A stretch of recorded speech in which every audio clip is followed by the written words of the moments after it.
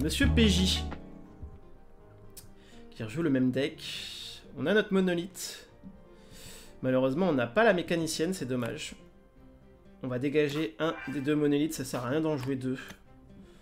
Pour le moment, le Kakoba, on va le dégager aussi. Et là, la question, c'est que je garde le scribe, c'est de la pioche. Qu'on va potentiellement jouer tour 1 en plus. Le Ratatos qu'on aime bien garder. L'espionne, c'est fort.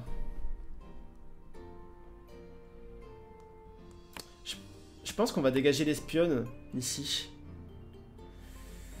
Je préfère jouer mon jeu plutôt que d'essayer de l'empêcher de jouer le sien. Si vous voyez ce que je veux dire. C'est une philosophie, mais... je pense qu'on va faire ça.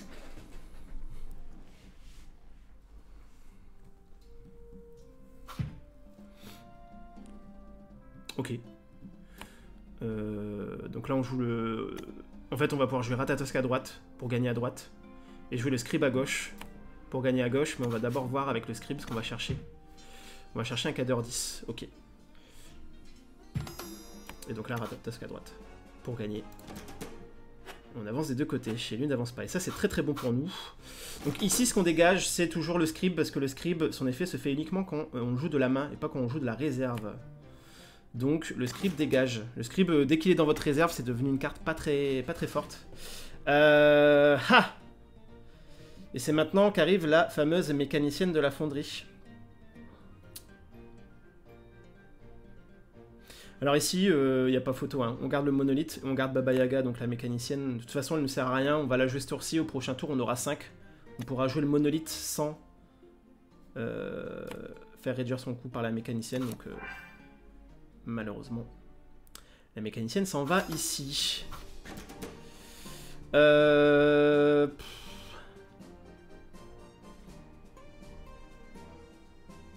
Est-ce qu'on n'irait pas Baba Yaga à droite? Mais si on fait ça, après, on s'enlève des cartes de la réserve. Ou alors on se Ratatosk, hein. Un Ratatosk à droite, ah, je sais pas. J'aime bien garder mes cartes. Pas dégager des cartes de la réserve dans la mesure du possible. Parce que là, si on joue le cadeau, on pourra rien jouer derrière. Autant optimiser en jouant Ratatosk à droite. Voilà. La Baba Yaga, on pourra la jouer plus tard pour piocher. On sait qu'au prochain tour, on posera le monolithe. Donc on n'a pas forcément besoin de piocher ce tour-ci.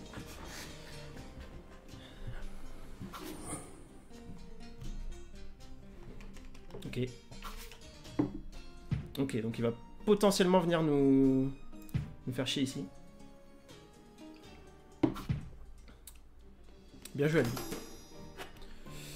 C'est bien joué. Donc là, c'est le tour où lui va avancer des deux côtés et nous, on va pas du tout avancer. Parce qu'on va poser notre monolithe. On joue contre beaucoup d'axiomes. C'est marrant. C'est marrant. Est-ce que le ouvrir les portes, on veut le garder ici? Je pense pas. C'est encore trop tôt. Ça va être une carte morte pardon, trop longtemps dans notre main, donc je pense pas qu'on veut venir le jouer. Ouh, ça joue la ruche en face? Ça joue... Ah non. Ça joue l'explorateur de cartes. L'Ouroboros. Donc ça joue videuse. N'hésitez pas à prendre des informations hein, quand c'est comme ça. Ça joue la videuse et ça joue Amelia Earhart. Il a pris la videuse. Donc faut faire gaffe. Hein. Nos cartes ici, elles sont pas à l'abri. On le sait. On place le bastion. Le monolithe. Ah là là, et ça joue ce adhésif. C'est très bien joué de sa part. Donc voilà, là c'est clairement le genre de carte en face qui peut tuer. Alors il l'a gardé, hein, il l'a gardé pour le tour 5, pour le tour 5, il le savait. Le saut adhésif, qui gère un permanent de 4 ou plus, donc c'est très bien joué de sa part. Donc bah écoutez, nous on n'a plus qu'à passer, et on va essayer de faire en sorte de gagner, même sans ce monolithe.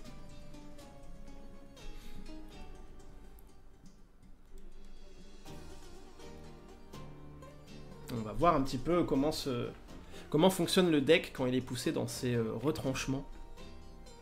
On va essayer de s'en sortir en tout cas. Tout n'est pas perdu. Ça va être un peu plus dur, mais tout n'est pas perdu.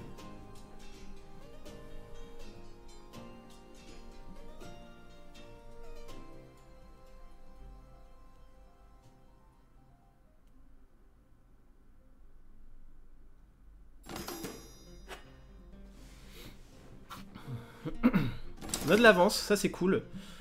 On a un portail de bannissement. Le portail de bannissement, ça peut être cool pour lui gérer son Ouroboros. Le charger ici s'en va. Je pense.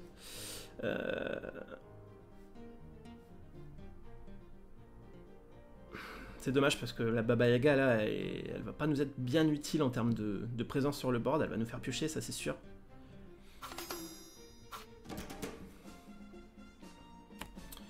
Moi j'aurais tendance à jouer tout de suite les cartes des Hordis ici, histoire d'être sûr qu'il nous les sabote pas, parce que là il a que 2 cartes en main le monsieur. Ou...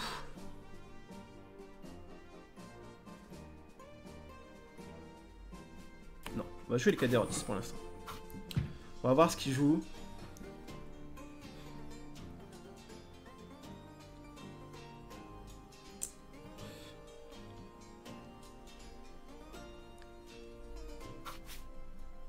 Ok. Donc la croupière qui l'a fait piocher. Hein. C'est pas mal joué. C'est pas mal joué. Pour 2. Donc il lui reste 2 de mana, il pourra pas jouer ça de la réserve. Il n'y aura pas de 4-4-4 qui va arriver ici. Là ici je pense que c'est perdu. Ça sert à rien de continuer de jouer là. Je pense qu'on va jouer la Baba Yaga ici. Ouf, le Ratatosk. Le Ratatosk. Ce diable de Ratatosk. Bah écoutez, on gagne d'un côté, il gagne de l'autre. Nous, ça nous va. De toute façon, vu qu'on a de l'avance, on n'a plus besoin de gagner que d'un côté par tour. Pour remporter la partie. Donc pour l'instant, on est bien.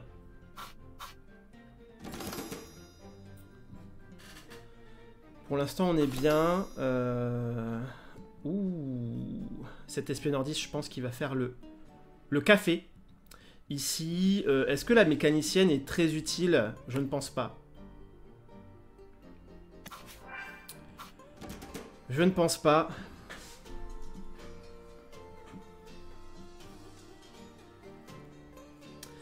Là qu'on n'a plus de monolithe, clairement la mécanicienne elle ne sert qu'à ça dans le deck. Hein. Après c'est un peu comme un Ratatosk ou une troupière Hordis améliorée si vous voulez.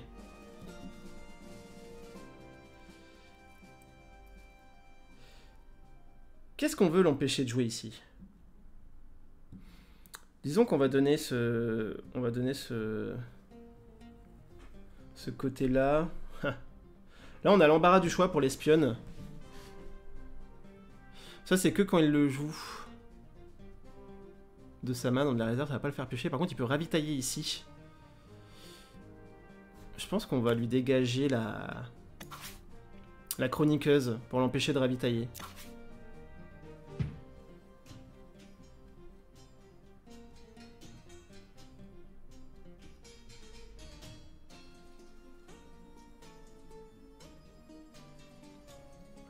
C'est le but de son deck, hein. C'est qu'il y ait des cartes qui se barrent de sa réserve, donc là, on l'empêche de faire fonctionner son lieu, on l'empêche de cycler son deck, on l'empêche d'avancer dans son deck, donc je pense que c'était la meilleure carte à aller saboter.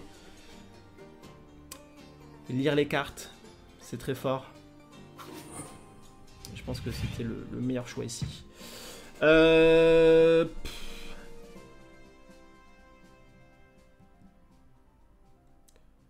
Pour deux. Parce que là, bon, on va venir prendre le dessus. En fait, moi, j'ai envie de le faire hésiter, le monsieur. J'ai envie de lui dire... Tu m'empêcheras pas d'avancer. En fait, là, on peut jouer Baba Yaga ici. Ça nous ferait venir à 5 seulement. Pour 2, je pense qu'il peut avoir quelque chose qui battra notre Ratatosk derrière ou notre Roi Grenouille derrière. Parce qu'on joue que en terre ici. Donc Ratatosk il nous apportera que 1 de force. Donc là on peut avoir que 6 au total. Avec Baba Yaga et Ratatosk on peut avoir que 6. Je pense que pour 2, il peut largement avoir une carte qui a plus de 2 en terre et venir nous faire chier ici et avancer des deux côtés alors que nous non.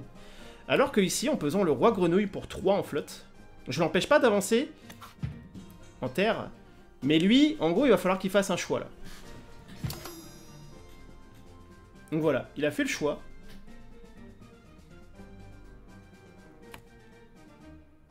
Et donc, je pense que je vais venir l'empêcher d'avancer ici, pour avancer là. Si vous voyez, il a pas assez.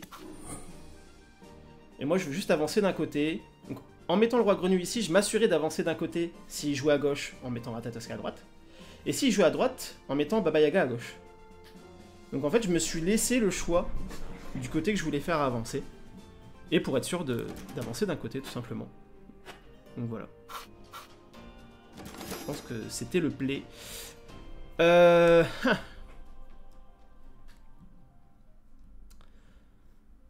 qu'on garde le portail de bannissement? Ça défausse un personnage, hein, c'est fort quand même. C'est fort quand même. Je pense qu'on peut virer le KD ici. Parce que le KD, sans le bastion, enfin sans le monolithe, c'est une 2-2-1. C'est pas hyper fort. Ça revient, c'est même moins fort qu'une espionne Ordis standard. Donc on va quand même garder le portail de bannissement au cas où. Vous voyez ça, on aime bien le bannir ça. La croupière de l'Ouroboros là.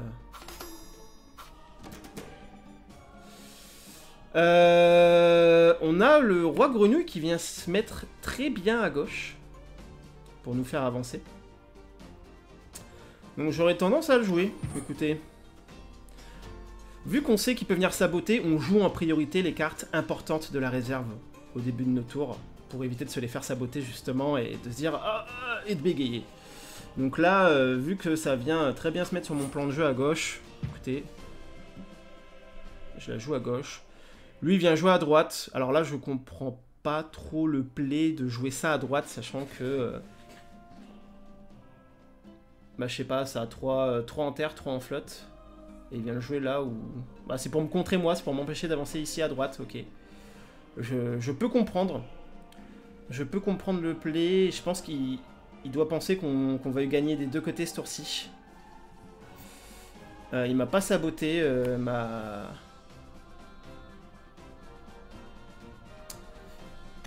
mon espionne. Est-ce qu'on lui fout la pression en venant foutre l'espionne à droite ou pas? C'est ça la question. Ou est-ce qu'on assure en se disant allez, on fout l'espionne à gauche? Ou alors on joue Ratatosk pour voir. Sachant que là on va pouvoir jouer Ratatosk, espionne et Gardien Ordis. Hein. On a 6 de mana.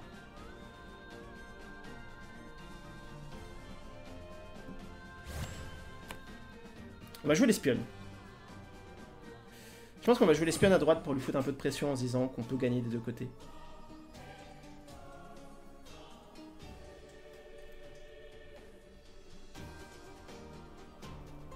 En plus, on l'empêche d'avancer en plante pour l'instant. Ça va piocher, ça ravitaille.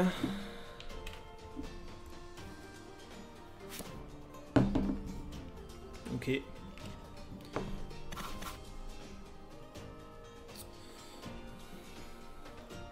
C'est un peu relou.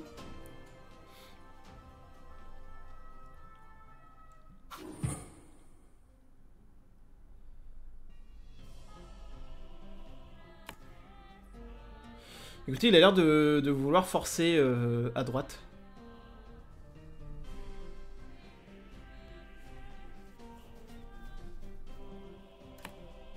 Nous, on va garder le plan de jeu qui est de gagner d'un seul côté, donc le Ratatosk à gauche, je pense que c'est cool. En plus, au prochain tour, ça nous ramène à un Ratatosk à 3.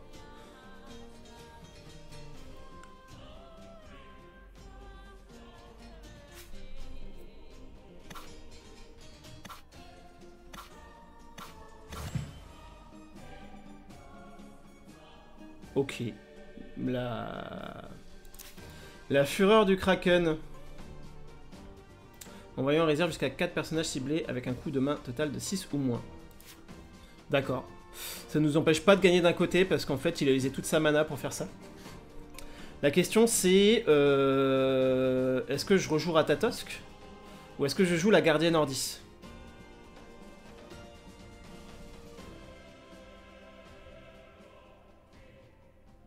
Au prochain tour c'est lui qui va jouer en premier. Donc c'est lui qui pourra saboter en premier. J'avoue que ça c'est chiant.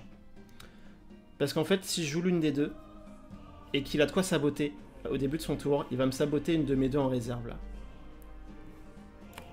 Donc je pense qu'on va jouer le Ratatosk ici.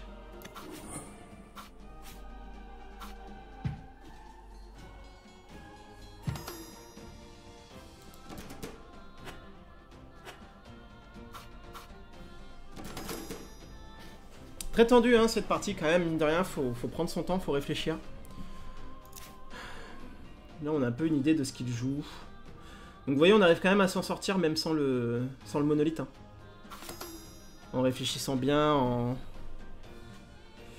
Ha! Le chargé peut faire la diff. Après je me dis que ce tour là c'est...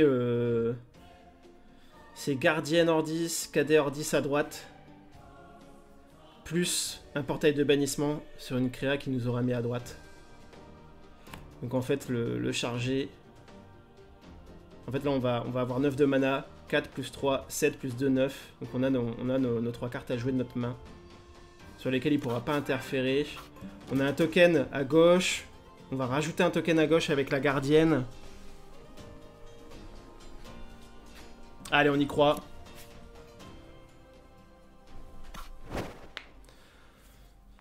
On a besoin de gagner d'un seul côté. Ouh, la croupière de l'Ouroboros ici qui va venir faire le café, j'ai l'impression. Ah, quoique, non. Eh oui, non. C'est pour le mettre dans sa réserve. Donc c'est le récupérateur Axiom qui vient être joué ici.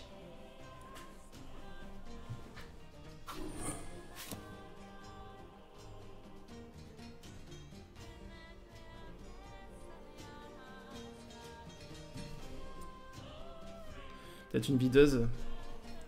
Une videuse Bravos jouer de la réserve, c'est une 4-4-4. C'est pas mal en stat.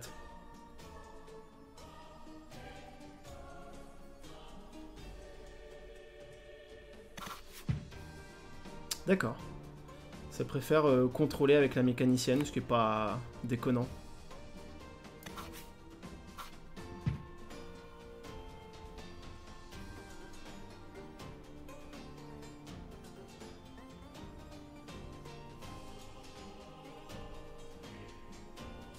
C'est tendu quand même, hein. C'est tendu quand même parce qu'on n'a pas beaucoup de cartes en main. Donc là, au prochain tour, en gros, on va jouer la gardienne. Donc là, s'il nous joue mécanicienne et qu'on joue gardienne, faut espérer qu'il joue une grosse carte à droite. En fait, faut espérer qu'il ait de la grosse carte à jouer, quoi. Qu'il n'ait pas le choix. Là, on reprend l'avantage sur les deux lanes.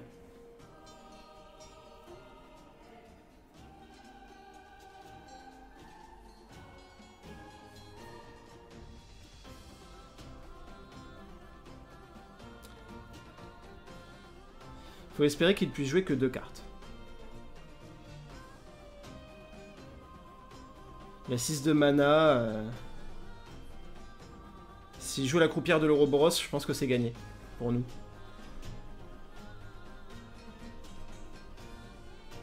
Clairement.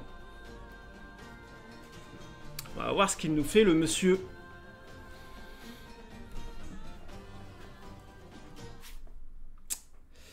Ouais, je pense qu'il avait pas autant de cartes à jouer là. Là en fait on a suivi le plan, c'était vu qu'on avait de l'avance, de gagner que d'un seul côté à chaque tour pour grappiller. Et puis et ben à la fin on a eu une bonne main, hein, le portail de bannissement qui là en prenant l'ascendant sur les deux lanes, si jouait sa croupière de l'Ouroboros d'un côté ou de l'autre, on lui renvoyait avec le portail de bannissement et c'était terminé, il avait plus que 2 pour jouer d'un côté ou de l'autre. Donc non, là on a bien joué, on a joué le jeu. C'est GG une fois de plus.